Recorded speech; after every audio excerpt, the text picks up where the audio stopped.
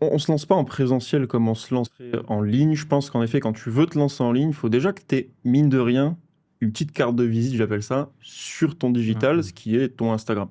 Parce que moi, c'est vrai que je conseille vivement de la publicité parce que ça te permet de suite, en fait, de faire la transition Et c'est et de prédictible. péter, et c'est prédictible, de suite quand t'es personne, quand t'as pas de communauté. Parce que quand tu fais la transition souvent du présentiel en ligne, bah, tu as été à fond dans le présentiel, donc tu n'as pas mis les efforts sur la création de ton contenu, sur la mise en place d'un Instagram, etc. Donc tu le fais souvent quand tu veux te lancer en ligne.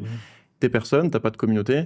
Donc je conseille souvent de passer par des stratégies d'acquisition comme de la publicité, ce qui va te permettre de suite d'envoyer bien. Par contre, le contenu peut être intéressant, notamment en rassurance. C'est-à-dire qu'une personne qui va te découvrir via de la publicité peut retomber sur ton Instagram et donc voir quelques contenus, voir que tu coaches, voir que tu as des témoignages, voir toutes ces choses, et là, ça va la rassurer. Donc je dirais qu'en vrai, pour préparer sa transition, c'est quand même mine de rien d'avoir un profil Instagram, pas forcément de faire du contenu tous les jours, du moins c'est mon point de vue, mais d'avoir quelques posts témoignages, d'avoir quelques posts qui vous présentent, qui permettent de Montrer que tu es voilà, légitime. que vous êtes légitime, et après avoir une stratégie d'acquisition basée sur de la publicité pour de suite en fait avoir du client.